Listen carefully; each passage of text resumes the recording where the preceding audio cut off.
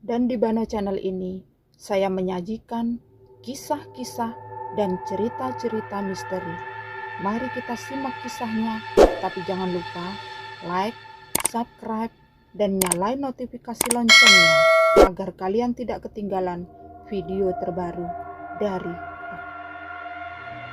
Pada kesempatan kali ini, saya akan menceritakan sebuah kisah misteri. Teror berantai. Namaku Rini. Aku seorang karyawan di salah satu perusahaan swasta yang berjalan di bidang minuman ringan. Tugasku ada pada bidang packing. Sebagai ketua divisi, membuatku harus selalu siaga pada kejadian apapun. Hal yang sering terjadi adalah macetnya mesin packing karena tersangkut oleh label yang akan dipasang. Namun karena pengalaman kerjaku yang sudah sangat lama, sehingga aku sudah tahu apa yang harus dilakukan apabila ada masalah seperti itu. Aku tinggal bersama kedua orang tuaku yang kebetulan masih sehat walau sudah di usia yang sangat tua. Tetapi karena jarak rumah dan pabrik yang jauh, membuatku memilih untuk pindah rumah dan menitipkan kedua orang tuaku kepada adikku. Rumah baruku tidak terlalu besar, hanya cukup untuk 2 kamar tidur yang rencananya akan ditempati temanku Nina.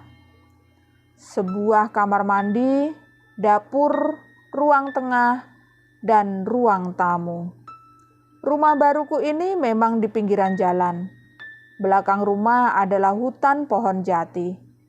Jarak dari pabrik ke rumah tidaklah terlalu jauh.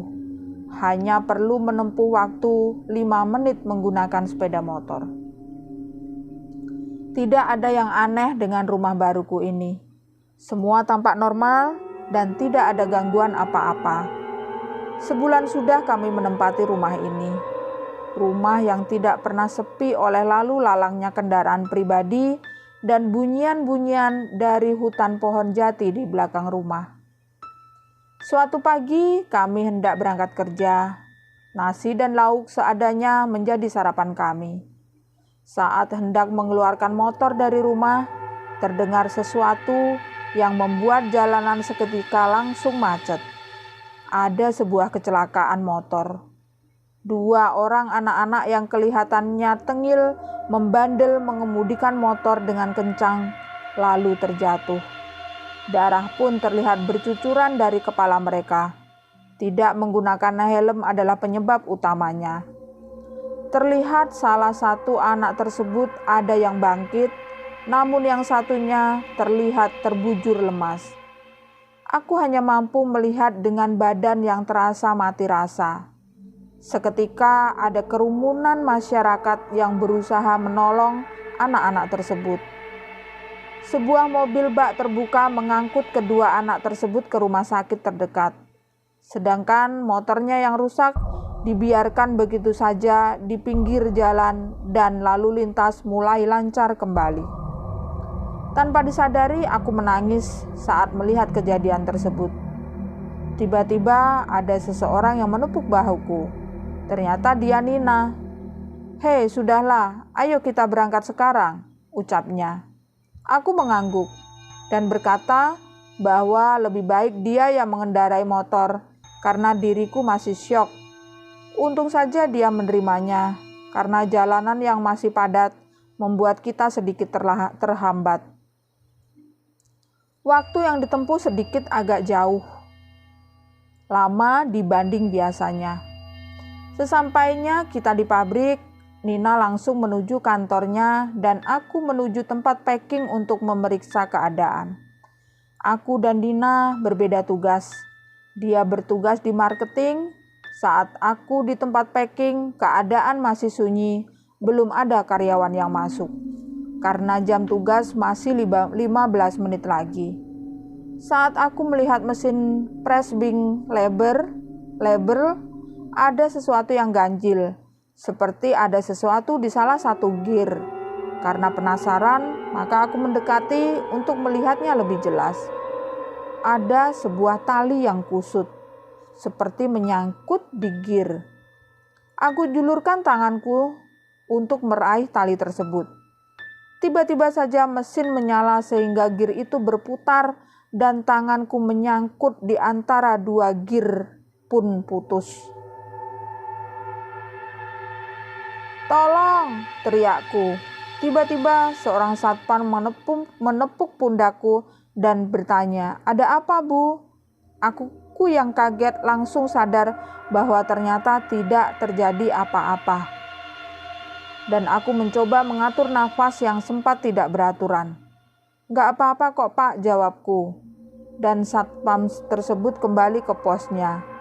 Aku mencoba menggerakkan tangan kananku untuk memastikan tidak apa-apa dan beranjak ke ruanganku untuk memeriksa berbagai laporan. "Tok tok tok," bunyi ketukan pintu. "Iya, masuk," teriakku. Dan seorang karyawan masuk dengan tampang yang menunjukkan bahwa ada sesuatu yang terjadi dan berkata, "Bu, ada kecelakaan. Jari telunjuk Suminah terputus."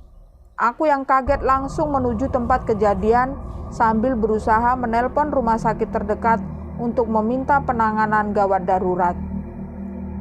Aku menyuruh supir perusahaan untuk mengantar Suminah ke rumah sakit yang sudah aku tunjuk. Sedangkan proses packing untuk sementara aku hentikan dan menyuruh semua karyawan untuk keluar terlebih dahulu. Dari alat pressing label terlihat banyak darah, namun tidak ditemukan potongan jari Suminah. Mungkin dibawa ke rumah sakit, pikirku.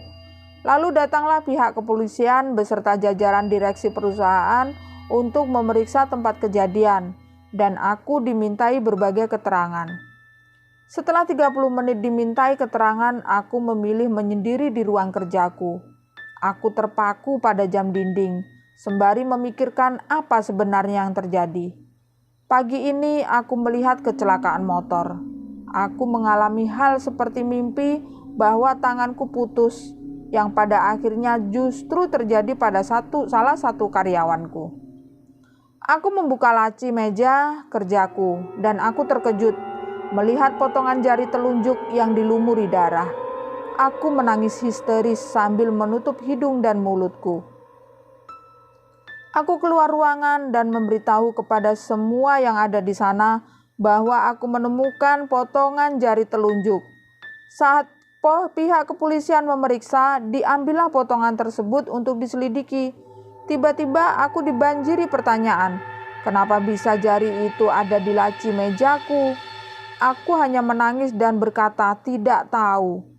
Diperiksanyalah CCTV yang ada di dalam ruangan kerjaku, menunjukkan ada seorang karyawan yang menaruhnya. Ya, aku ingat.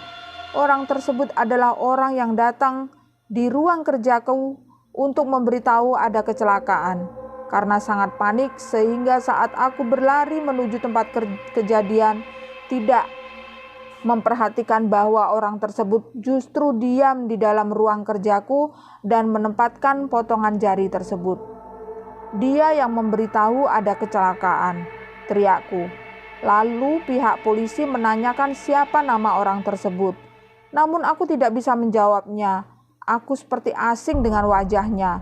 Bahkan saat beberapa karyawan ditanyai tentang orang tersebut, semuanya tidak mengenalnya.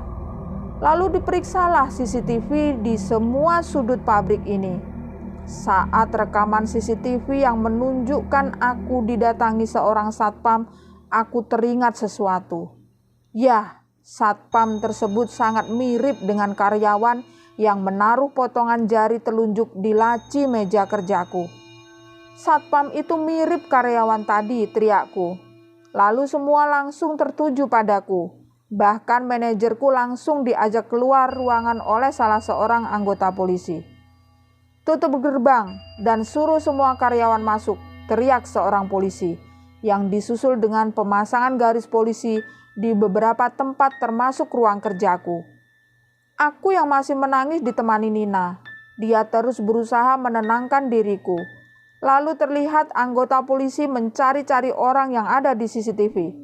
Ketika semua karyawan duduk berbaris, seketika salah satu anggota polisi langsung berhenti mencari dan menunjuk salah seorang karyawan. Karyawan tersebut seperti enggan untuk berdiri, hingga akhirnya dengan gerakan yang sangat cepat, tangan karyawan itu mengambil sebuah pisau yang menusuknya tepat di dada polisi tersebut. Sontak semua anggota polisi langsung mengarahkan senjata ke karyawan tersebut. Dia menatapku dengan tatapan yang sangat tajam dan berteriak, "Aku akan selalu ada." Kemudian dia menancapkan pisaunya tepat di lehernya hingga terjatuh dan tak bangkit kembali. "Dia bunuh diri," ucap Nina. Dan seketika aku langsung pingsan. Terdengar suara seperti memanggil namaku. Ya, aku sudah siuman dari pingsanku. Nina dengan senyumnya yang ikhlas memberitahuku bahwa semua masalah sudah selesai. Namun aku merasa seperti ada yang sengaja menerorku. Aku menceritakan semua keresahanku, namun Nina hanya tersenyum dan memberiku semangat singkat. "Yang sabar ya, gak apa-apa." Lalu mengajakku kembali. Ya, semua karyawan dipulangkan lebih awal. Sesampainya di rumah, aku langsung mandi untuk membersihkan tubuhku dari noda-noda yang ada. Tapi tiba-tiba seperti ada suara sesuatu yang jatuh.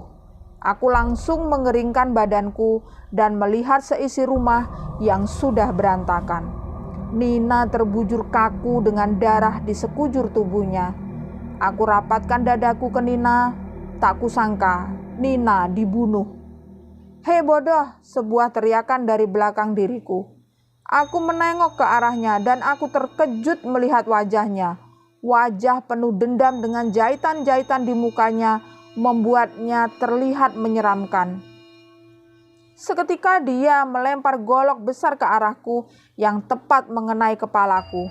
Tentu saja aku mati seketika. Bagaimana aku bisa menulis ini? Aku yang gentayangan merasuki tubuh pelaku dan menceritakan semua ini. Aku ada di belakangmu, di sisimu, di depanmu. Aku bersumpah akan selalu ada untuk meneror hidupmu yang telah membacanya.